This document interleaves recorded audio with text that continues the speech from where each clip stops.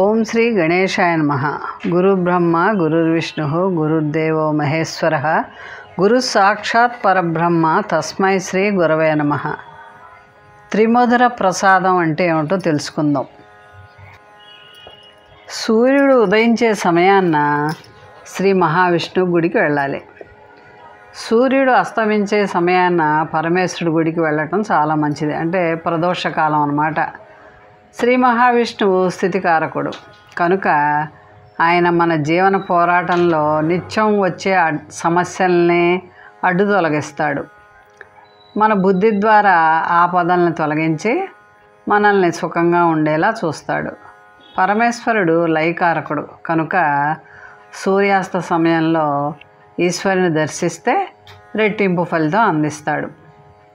అందుకనే ప్రదోష వేళ చాలా ముఖ్యమైన విషయం ఏంటంటే అందరు దేవతలు కూడా ఈశ్వరుని కొలవటానికి వస్తారు.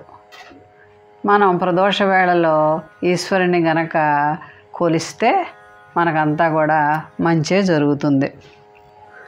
మరి గుడికి వెళ్ళాలంటే మనం తలస్నానం చేసి శరీరం శుద్ధిగా చేసుకుని వెళ్ళాలి. మనస్సుని పవిత్రంగా పరిశుద్ధంగా చేసుకుని వెళ్ళే ఆధ్యాత్మ శక్తి మనకు లేదు కాబట్టి శరీరాన్ని శుభ్రపరుచుకుని దర్శించుకోవాలి. శరీరం మనస్సును శుచిగా నిర్మలంగా ఉండేలా చేయమని అర్థమే ఈ పూర్తి స్నానం యొక్క భావం అన్నమాట. అందువల్ల గుడికి వెళ్ళేటప్పుడు పూజ చేయించుకోవాలనుకున్నప్పుడు తలస్నానం చేసి తప్పనిసరిగా గుడికి వెళ్ళాలి. గుడికి వెళ్ళంగానే మనం దైవ దర్శనం అనంతరం అక్కడ పూజారి మనకి తీర్థాన్ని ఇస్తారు. భగవంతుని దర్శించిన వెంటనే మనం తీర్థం తీసుకుంటాం. ఆ తీర్థంలో ఎన్నో ఆరోగ్య గుణాలు ఉన్నాయి.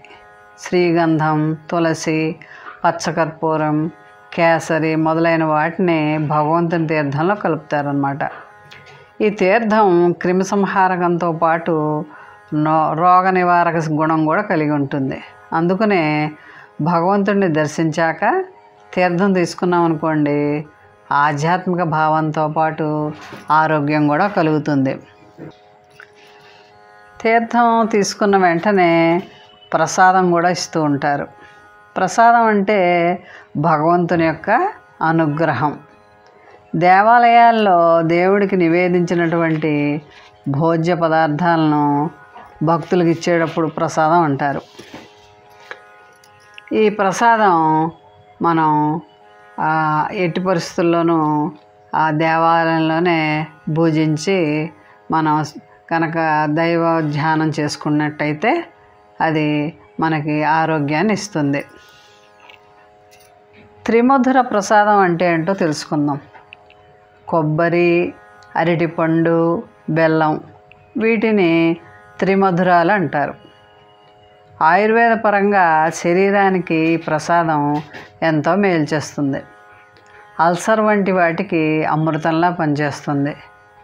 అందువల్ల దేవాలయంలో ఇచ్చినటువంటి ప్రసాదాన్ని వెంటనే స్వీకరిస్తే మనకి ఆరోగ్యం చేకూరుతుందన్నమాట. గుళ్ళో తీర్థ ప్రసాదాలు ఎందుకు తీసుకోవాలి, వాటిలో పరమార్థం ఏంటో తెలుసుకుందాం. తీర్థం అంటే భక్తులు తాము పూజించే దైవం నుండి ముఖ్యంగా ఆరోగ్య ఐశ్వర్యాలను కోరుకుంటారు. ఒక్కో గుడిలో ఒక్కో దైవాన్ని ప్రతిష్ఠించి పూజిస్తూ ఉంటారు. ఒక గుడిలో ఎందరు దేవతల్ని నెలకొల్పినా ప్రధాన దైవం అనేది ఒకరే ఉంటారు కాబట్టి ఆ దైవం పేరుతోనే ఆ గుడిని పిలుస్తూ ఉంటాం. అర్చకుడు తీర్థం ఇచ్చేటప్పుడు ప్రధాన దైవం పేరు మీదుగానే మంత్రం పఠించి ఇస్తాడు. విష్ణు దేవాలయాల్లో పూజారి తీర్థాన్నిస్తూ అకాల మృత్యుహరణం సర్వవ్యాధి నివారణం సమస్త పాపక్షయకరం శ్రీ విష్ణు పాదోదకం పావనం శుభకం శుభం అని మంత్రం చదివి తీర్థాన్ని 3 సార్లు ఇస్తారు. అదే శివాలయంలో అయితే మనకి అకాల మృత్యుహరణం సర్వవ్యాధి నివారణం సమస్త పాపక్షయకరం శ్రీ శంకర పాదోదకం పావనం శుభకం శుభం అనే తీర్థం ఇస్తారు. ఆ తీర్థాన్ని స్వీకరించి తర్వాత దేవుడికి నైవేద్యం పెట్టినటువంటి నైవేద్యాన్ని ప్రసాదంగా భక్తులకు ఇస్తారు. పూజారి దేవుడికి అర్పించిన నైవేద్యం తిరిగి భక్తులకి చేరుతూ దైవ ప్రసాదం అవుతుంది. ప్రసాదాన్ని ఇచ్చేటప్పుడు పూజారి ఇలా ఇస్తూ ఉంటాడు. ప్రసాదం శిరసా గుణామే సంతత శ్రీరస్తు సమస్త సన్మంగళాని భవంతు నిత్య శ్రీరస్తు నిత్యమంగళాని భవంతు అని ప్రసాదాన్ని మనకి పూజారిస్తూ ఉంటారు. వెంటనే ప్రసాదాన్ని స్వీకరించి ఆ దైవాన్ని స్మరిస్తూ ఒక 10 నిమిషాలు దేవాలయంలోనే కూర్చోవాలి. వండుకున్నది స్వామికి నివేదన చేస్తే అదే ప్రసాదం అవుతుందన్నమాట. లేకపోతే అది బట్టి అన్నమే అవుతుంది. ఆలయాల్లో అన్నమే కాకుండా అనేక వస్తువుల్ని నివేదన చేస్తూ ఉంటారు. ప్రసాదం తిని భక్తులు రకరకాలైన రోగాలను పోగొట్టుకుంటూ ఉంటారు, ఆరోగ్యవంతులు అవుతారన్నమాట. గురువాయూర్ దేవాలయంలో అంటే కేరళలో కృష్ణ విగ్రహం ఉంది. కొన్నాళ్ళు అక్కడ ఉండి కృష్ణుడికి అభిషేకం చేసిన నూనె కొద్దిగా మనం తీసుకుంటే కీళ్ళ నొప్పులు పోతాయని నమ్మకం. నారాయణ భట్టారికి అలాగే పోయిందని ఆ వెనుక నారాయణీయం అనే గ్రంథాన్ని రచించాడని, ఆ గ్రంథాన్ని కేరళలో కొన్ని వేల మంది నిత్యం పారాయణ చేస్తారని మనందరికీ తెలుసు. పాతాళ అంజనం అనే రాతితో ఆ విగ్రహం తయారు చేశారట. అలాగే కేరళలోనే షేర్తల్లి తాలూకాలో తిరువిజు అనే గ్రామం ఉంది. అక్కడ ప్రేగుల బాధలు తదితర బాధలతో కూడిన జనం అక్కడికి వస్తూ ఉంటారనమాట.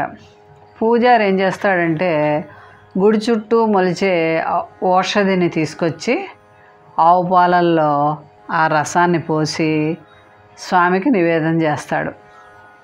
భక్తులు ఖాళీ కడుపుతో ఉండి ఆ రసాన్ని తాగి గుడి చుట్టూ ప్రదక్షిణ చేస్తారు.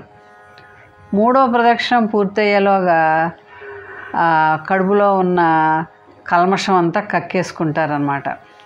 అప్పుడు ఆ పొట్టంతా కూడా క్లీన్ అయిపోయి వారికి ఆకలి బాగా పుడుతుంది.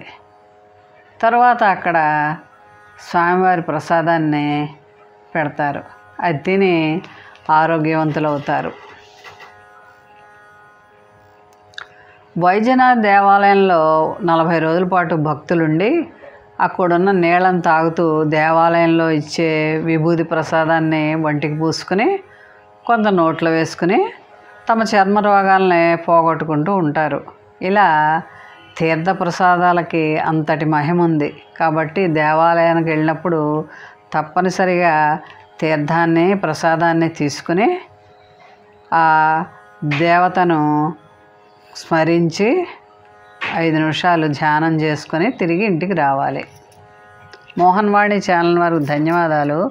వినండి, వినిపించండి, వింటూనే ఉండండి. మోహన్వాణి తెలుగు పోడ్కాస్ట్ వింటున్న శ్రోతలందరికీ హృదయపూర్వక ధన్యవాదాలు. వినండి, వినిపించండి, వింటూనే ఉండండి. మోహన్వాణి తెలుగు పోడ్కాస్ట్ మీరు వింటున్నారు. మోహన్వాణి మా కార్యక్రమాలు మీకు నచ్చితే ఇప్పటివరకు మా ఛానల్కి సబ్స్క్రైబ్ చేసుకోకపోతే వెంటనే ఈ క్షణమే సబ్స్క్రైబ్ చేసుకుని ఆ పక్క నుండే బెల్ బటన్ని మ్రోగించి అందరికీ షేర్ చేసి మీ విలువైన కామెంట్ను కూడా చేసి మమ్మల్ని ప్రోత్సహిస్తారని కోరుతున్నాను.